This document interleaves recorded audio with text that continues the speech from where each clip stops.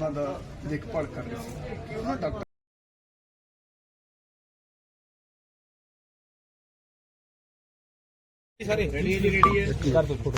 सबसे पहले प्रेस के सभी साथियों का बहुत बहुत धन्यवाद जो आप लगातार हमारी आवाज को देश और दुनिया के कोने कोने तक पहुंचाने का कार्य कर रहे हैं। और आज आप सबके कैमरों के माध्यम से पूरी दुनिया ने देखा कि 58 दिन के बाद सरदार जगजीत सिंह डल्लेवाल जी खुली हवा में, खुली धूप में यहाँ पे आए हैं, खुली लाइट में, नेचुरल लाइट और नेचुरल एयर में आए हैं। उसके बारे में बात विस्तार से काका सिंह कोटला जी रखेंगे। मैं सिर्फ एक दो चीजें क्लियर करना चाह रहा हूं। देखिए, एक बड़ी चर्चा चल रही है कि कल रात को आखिर क्या हुआ, सरदार जगजीत सिंह डल्लेवाल जी ने मेडिकल एड लेने से कल रात को क्यों मना कर दिया। वो सारा विषय, और उसके बाद अभी एक चिट्ठी की भी चर्चा चल रही है, बहुत सारे पत्रकार साथियों ने भी पूछा, उसको भी एक हम स्पष्ट करना चाहते हैं। देखिए, जब 19 तारीख की early morning 8 super specialist doctor अलग अलग फील्ड के थे, तो उसके बाद लगातार सीनियर डॉक्टर आते रहते, लेकिन कल रात को जो एक ड्रिप जो दी जा रही थी उसमें एक कोई छोटी बोतल भी थी, और उसका एक तय समय होता है कि इतने समय में ये पूरी खत्म कर लेनी है। लेकिन जो मौके पे डॉक्टर मौजूद थे उनसे कहीं चूक हुई, आप उसको लापरवाही भी मान सकते हैं। तो जो तय समय था उससे जब ज्यादा समय उनको लगा कि ये ज्यादा समय लेगी, और 40-45 मिनट हो गए थे, लेकिन वो 1 घंटे में वो पूरी हो जानी चाहिए थी खाली, तो एट ए टाइम उन्होंने फिर उसकी स्पीड ज्यादा बढ़ा दी, जिसकी वजह से सरदार जगजीत सिंह डल्लेवाल जी को पूरे हाथ में यहाँ पे बहुत ज्यादा पेन होने लगा, बहुत ज्यादा दर्द होने लगा। तो उसके बाद जब डॉक्टर को दोबारा बुलाया गया तो यहाँ पे वो हवा भी थोड़ी भर जाती है जब वो खत्म होने के बाद। तो डल्लेवाल साहब को काफी पेन हुआ, उनको काफी दर्द हुआ, और काफी उनका यहां से खून भी बाहर आया। तो उसके बाद एक स्वाभाविक सी प्रक्रिया है, एक साधारण सी प्रक्रिया है कि सरदार जगजीत सिंह डल्लेवाल जी आज के दिन या कभी भी, उनकी जिंदगी इतनी सस्ती नहीं है कि कोई इस तरीके से कोई लापरवाही बरती जाए। ना तो इस देश के किसानों के लिए इतनी सस्ती है, ना दोनों फर्मों के लिए इतनी सस्ती है, ना इस देश के लोगों के लिए इतनी सस्ती है। तो जिस तरीके से वो पूरी घटनाक्रम हुई, और उस समय जो एक ज्यादा स्पेशलिस्ट सीनियर डॉक्टर जो मौजूद होने थे वो मौजूद नहीं थे, तो उसके कारण एक सही तरीके से उस चीज को लेकर नाराजगी भी जताई गई। सुबह प्रशासनिक सीनियर अधिकारी और सीनियर डॉक्टरों की टीम यहां पे आई, और उन्होंने पहले वो सरदार जगजीत सिंह डल्लेवाल जी से भी मिले।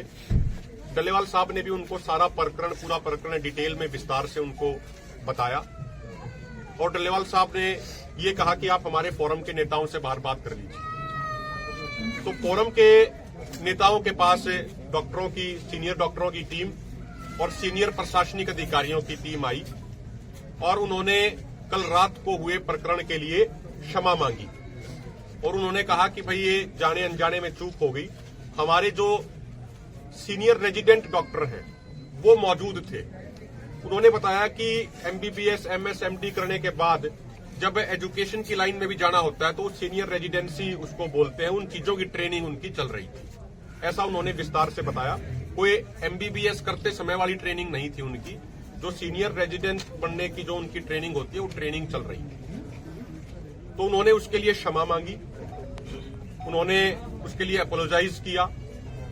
और देखिए, जो सरदार जगजीत सिंह डल्लेवाल जी का नेचर है, जिससे हम पूरे देश के ही किसान उस चीज से परिचित हैं। अगर कोई सामने से कोई हाथ जोड़ के अगर कोई क्षमा मांग लेता है, माफी मांग लेता है, तो डल्लेवाल साहब का हमेशा ये कहना रहा है कि अगर कोई सामने से सच्चाई से अंदर से कोई गलती स्वीकार कर ले हाथ जोड़ के, तो उससे ज्यादा बड़ी चीज और कोई नहीं होती, उसको माफ कर देना चाहिए। तो जो उन्होंने अपोलोजाइज किया, जो उन्होंने माफी मांगी, उस चीज के लिए उनको क्षमा कर दिया गया। क्योंकि अगर हम पंचायती तौर पर भी बात करें, सामाजिक तौर पर भी बात करें, जब सामने से जिससे गलती हुई है उसने हाथ जोड़ के क्षमा मांग लिया, तो उससे आगे कुछ बचता नहीं। और ये हमारा ऐसा कोई एजेंडा भी नहीं कि हमें किसी को कोई कार्रवाई करानी है, कोई इस तरीके से कराना है। अब शाम को हमें ये पता लगा कि कुछ उन्होंने डॉक्टरों ने जिनसे गलती हुई है उन्होंने कोई ऐसी चिट्ठी लिख दी कि हमारे साथ कोई अभद्र भाषा का व्यवहार किया गया, कोई इस तरीके से किया गया। देखिए आप सारे उसमें मीडिया वाले साथियों का भी लिखा गया है। आप पिछले 13 फरवरी से यहां पे हैं। मीडिया लोकतंत्र का चौथा स्तंभ होता है। हजारों किसान यहां मौजूद है, सामाजिक कार्यकर्ता यहां आते हैं। 12वां महीना आंदोलन का चल रहा है। आज तक किसी भी कोई पत्रकार साथी के साथ, किसी भी सामाजिक कार्यकर्ता के साथ, हमारे किसी भी नेता ने या किसी भी किसान ने हल्की सी ऊंची आवाज में भी बात नहीं करी है। और सारे के सारे यहां पे सभ्य लोग हैं, सारे के सारे जिम्मेदार लोग हैं। तो कोई डॉक्टर अगर किसी से गलती हो गई, उसके बाद उल्टा इस तरीके के झूठे और निराधार आरोप लगाए उसकी चिट्ठी में लिख के, तो ये तो वही बात होगी जो एक कहावत है कि उल्टा चोर कोतवाल को डांटे। तो ये चीज, इस तरीके की चिट्ठी लिखना और उसको मीडिया में भेजना, ये ठीक नहीं है। कहीं ना कहीं जो उनसे गलती हुई है उस गलती को छिपाने का प्रयास कर रहे हैं। लेकिन हम पुनः एक बात कहेंगे कि जब सीनियर प्रशासनिक अधिकारियों ने और उनके सीनियर डॉक्टरों ने जब माफी मांग ली है, आके डल्लेवाल साहब से भी उन्होंने क्षमा मांगा है, 20 मिनट बैठे हैं, उनसे माफी मांगी है, यहाँ फोरम के भी सभी नेताओं से माफी मांगी है, और डॉक्टरों ने और प्रशासनिक अधिकारियों ने ये कहा है कि प्रोफेसर ऑफ मेडिसिन उस रैंक के सीनियर डॉक्टर 24/7 यहाँ पे मौजूद रहेंगे, और भी सीनियर डॉक्टरों की संख्या यहाँ पे बढ़ाई जा रही है, और जो एक अस्थायी हॉस्पिटल है उसको भी यहाँ पे शिफ्ट कर दिया गया है। और उन्होंने ये वायदा किया, उन्होंने ये प्रॉमिस किया है कि आगे इस तरीके से कोई भी किसी भी तरीके की गलती नहीं होगी। उन्होंने एक पक्ष ये भी बताया कि भाई जो आज पूरे देश के, पूरी दुनिया की जो नजर है वो सरदार जगजीत सिंह डल्लेवाल जी और उनके संघर्ष के ऊपर है। तो इसलिए उन्होंने एक पक्ष ये भी जताया कि कई बार जब बहुत ही कोई ज्यादा सम्मानित व्यक्ति का जब कोई ट्रीटमेंट कर रहे होते हैं, तो कई बार जो उतने ज्यादा अनुभवी डॉक्टर नहीं होते, वेल क्वालिफाइड डॉक्टर जरूर थे लेकिन अनुभवी नहीं थे उतने, तो उनसे चूक हो जाती है कई बार प्रेशर में, घबराहट में। तो हम ये बिल्कुल स्पष्ट कर दें कि जो चिट्ठी में जो उन्होंने बातें लिखी हैं वो बिल्कुल निराधार है, वो बिल्कुल झूठी है। और इस तरीके की बयानबाजी, चाहे कोई डॉक्टर हो या कोई और व्यक्ति हो, इतने सम्मानित और इतने रिस्पेक्टेड नेता के प्रति और इतने बड़े आंदोलन के प्रति नहीं करनी चाहिए। सरदार जगजीत सिंह डल्लेवाल जी को ये तो है नहीं कि वो कोई 2 महीने 4 महीने से संघर्ष में आए हैं। उनका पूरा जीवन संघर्ष में बीत गया। 44 साल उनके संघर्ष को हो गए हैं, और 44 साल में जो लाखों लोग उनसे मिले हैं वो इस बात का गवाह है कि डल्लेवाल साहब किसी से भी, चाहे कोई एक साधारण कार्यकर्ता हो, चाहे कोई कितना ही बड़ा अधिकारी, कितना ही बड़ा मंत्री हो, उन सब से बड़े ही सभ्य तरीके से, बड़े ही शिष्टाचार के साथ, बड़े ही प्रेम के साथ और बड़े ही विनम्र आवाज में, विनम्र अंदाज में हमेशा मिलते हैं। तो ऐसी जो चिट्ठी है उनकी हम सख्त तौर पे आलोचना करते हैं, उनकी निंदा करते हैं। पत्रकार साथियों, सब तो पहला फतेह वाला वाहिगुरू जी का खालसा। डॉक्टर लैंड ਦੇ ਨਾਲ ਜੋ ਕੁਛ ਰਾਤ ਹੋਇਆ, ਮੈਨੂੰ ਲੱਗਦਾ ਮਨੂ ਕਾਰਡ ਨੇ ਤੇ ਸਾਰਾ ਚਾਨਣਾ ਪਾਤਾ ਹੈ ਤੇ ਨਾ ਜਾਈਏ ਆਪਾਂ। ਦੂਜਾ ਜਿਹੜਾ 3-4 ਦਿਨਾਂ ਤੋਂ ਇਹ ਗੱਲ ਚੱਲ ਰਹੀ ਸੀ ਕਿ ਡੱਲੇਵਾਲ ਸਾਹਿਬ ਨੂੰ ਤੁਸੀਂ ਸ਼ਿਫਟ ਕਿੱਦੇ ਕਰ ਰਹੇ ਹੋ, ਕੀ ਦਿੱਕਤ ਆ ਰਹੀ ਹੈ। ਇੱਕ ਤਾਂ ਮੈਂ ਸਾਰੇ ਤੁਹਾਡੇ ਮਾਧਿਅਮ ਰਾਹੀਂ ਸਾਰੇ ਭਾਰਤ ਦੇ ਲੋਕਾਂ ਨੂੰ ਦੱਸਣਾ ਚਾਹੁੰਦੇ ਆ ਕਿ 58 ਦਿਨ ਹੋ ਗਏ ਨੇ ਪ੍ਰਧਾਨ ਜੀ ਨੂੰ ਉਸੇ ਟਰਾਲੀ ਦੇ ਵਿੱਚ, ਇੱਕ ਛੋਟੀ ਟਰਾਲੀ ਆ ਉਹ, ਜਿੰਨੇ ਵੀ ਮਿਲਣ ਵਾਲੇ ਜਾਂ ਕੋਈ ਅਫਸਰ ਸਾਹਿਬਾਨ ਜਿਨ੍ਹਾਂ ਨੇ ਵੀ ਹਾਲ ਚਾਲ ਪੁੱਛਣ ਦੇ ਉੱਥੇ ਆਇਆ, ਦਿੱਕਤਾਂ ਬਹੁਤ ਆਈਆਂ ਨੇ, ਜਾਣ ਵਾਲਿਆਂ ਨੂੰ, ਆਉਣ ਵਾਲਿਆਂ ਨੂੰ, ਡੱਲੇਵਾਲ ਸਾਹਿਬ ਨੂੰ ਵੀ। ਇਹ ਸਾਡੀ ਸ਼ੁਰੂ ਤੋਂ ਹੀ ਸੀਗੀ ਵੀ ਜੇ ਠੀਕ ਹੋਣ ਡੱਲੇਵਾਲ ਸਾਹਿਬ ਮਾੜਾ ਜਾ ਤਾਂ ਬਾਹਰ ਕਿਤੇ ਚੰਗੀ ਹੋਰ ਟਰਾਲੀ ਸ਼ਿਫਟ ਕਰੀਏ। ਉਹ ਅਸੀਂ ਜਿਹੜਾ ਬਣਾਇਆ 2-3 ਦਿਨ ਦਾ, ਜਿਹੜਾ ਆਪਣੇ ਪਿੱਛੇ ਟਰਾਲੀ ਖੜੀ ਹੈ, ਇਹ 2-3 ਦਿਨ ਇਹ 'ਚ ਰਹਿਣਗੇ। ਇੱਧਰ ਜਿਹੜੀ ਸਾਹਮਣੇ ਟਰਾਲੀ ਬਣ ਰਹੀ ਹੈ ਉਹਦੇ ਵਿੱਚ ਬਾਥਰੂਮ ਵਗੈਰਾ ਸਾਰਾ ਜਿਹੜਾ ਰਸੋਈ ਦਾ ਪ੍ਰਬੰਧ, ਉਹ ਟਰਾਲੀ ਵੱਡੀ ਹੈ, ਵੱਡੀ ਦੇ ਵਿੱਚ ਬੈਠ ਵੀ ਸਕਣਗੇ। ਜੇ 5-7 ਜੰਦੇ ਕੋਈ ਮਿਲਣ ਵਾਲੇ ਹੈ ਪਰਿਵਾਰ ਸਮੇਤ, ਉਹਨਾਂ ਨੂੰ ਵੀ ਜਗ੍ਹਾ ਉਨੀ ਬਣਾਈ ਗਈ ਹੈ। ਉਹ 2-3 ਦਿਨਾਂ ਦੇ ਵਿੱਚ ਜਿਹੜੀ ਟਰਾਲੀ ਹੈ ਤਿਆਰ ਹੋ ਜਾਊਗੀ। ਤਾਂ ਇਹਦੇ ਨਾਲ ਜਿਹੜੇ ਕੱਲ ਸਾਡਾ ਜਿਹੜੇ ਮੋਰਚੇ ਚੱਲ ਰਹੇ ਆ, ਰਤਨਪੁਰਾ, ਰਾਜਸਥਾਨ, ਖਨੌਰੀ ਤੇ ਸ਼ੰਭੂ, ਜਿਹੜਾ ਕੱਲ ਪਾਣੀ ਦੇ ਮਸਲੇ ਨੂੰ ਲੈ ਕੇ ਰਾਜਸਥਾਨ ਦੇ ਵਿੱਚ ਲਾਠੀ ਚਾਰਜ ਹੋਇਆ, ਉਹਦੀ ਅਸੀਂ ਦੋਨੇ ਫੋਰਮ ਵੱਲੋਂ ਨਿਖੇਧੀ ਵੀ ਕਰਦੇ ਹਾਂ ਤੇ ਕੱਲ ਦਾ ਉਹ ਕਿਸਾਨਾਂ ਵੱਲੋਂ ਇਕੱਠ ਵੀ ਰੱਖਿਆ ਗਿਆ ਜਿਹੜਾ ਸਾਡਾ ਮੋਰਚਾ ਚੱਲਦਾ ਹੈ। ਆਉਣ ਵਾਲੇ ਦਿਨਾਂ ਦੇ ਵਿੱਚ ਜਿਹੜਾ ਪੂਰਾ ਅਸੀਂ ਜਿਵੇਂ 100 ਦਿਨ ਤੇ ਇਕੱਠ ਕੀਤਾ, 200 ਦਿਨ ਤੇ ਇਕੱਠ ਕੀਤਾ ਹੈ, 13 ਫਰਵਰੀ ਨੂੰ ਪੂਰਾ ਮੋਰਚੇ ਨੂੰ ਸਾਲ ਹੋ ਜਾਣਾ। ਸਾਡੇ ਤਿੰਨੇ ਮੋਰਚਿਆਂ ਦੇ ਵਿੱਚ ਆਉਣ ਵਾਲੇ ਦਿਨਾਂ ਦੇ ਵਿੱਚ ਅਸੀਂ ਵੱਡੇ ਇਕੱਠ ਕਰਾਂਗੇ। ਉਹ ਜਿਹੜੀਆਂ ਤਰੀਕਾਂ ਦਾ ਐਲਾਨ ਹੈ ਉਹ ਅਸੀਂ ਰਾਏ ਕਰਕੇ ਬਾਕੀ ਕਰਨਾ ਹੈ।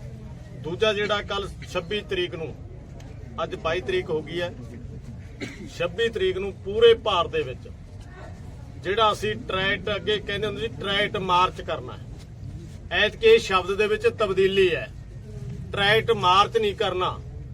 ਅਸੀਂ ਐਤਕੀ ਘਰਾਂ ਚੋਂ ਟਰੈਟ ਕੱਢ ਕੇ ਸੜਕਾਂ ਤੇ ਲੈ ਕੇ ਆਉਣੇ ਨੇ, ਟੋਲ ਪਲਾਜ਼ਿਆਂ ਤੇ ਆਉਣੇ ਨੇ, ਐਮਪੀਆਂ ਦੇ ਘਰਾਂ 'ਚ ਆਉਣਾ ਹੈ, ਜਿਹੜੇ ਸਾਡੇ ਸ਼ੈਲੋ ਗੋਦਾਮ ਬਣੇ ਨੇ ਉਹਨਾਂ 'ਚ ਲੈ ਕੇ ਜਾਣਾ, ਵੱਡੇ ਮੌਲਾਂ 'ਚ ਲੈ ਕੇ ਜਾਣਾ। ਜਾਣੇ ਟਰੈਟਾਂ ਦਾ ਮੂੰਹ ਐਤਕੀ ਉਹਨਾਂ ਘਰਾਣਿਆਂ 'ਚ ਨਹੀਂ ਕਰਨਾ ਜਿਹੜੀ ਗੈਂਡ ਦੇ ਤਹਿਤ ਐਮਐਸਪੀ ਗਰੰਟੀ ਕਾਨੂੰਨ ਦੇ ਵਿੱਚ ਡਿੱਕਾ ਬਣੇ ਹੋਏ ਨੇ। ਤਾਂ ਨਾਲ ਅਸੀਂ ਜਿਹੜਾ ਅਗਲੇ ਪ੍ਰੋਗਰਾਮ ਨੇ ਉਹ ਐਵੇਂ ਜ਼ਿਕਰ ਤੇ ਵੱਡੀ ਗਿਣਤੀ ਦੇ ਵਿੱਚ ਕਰਾਂਗੇ।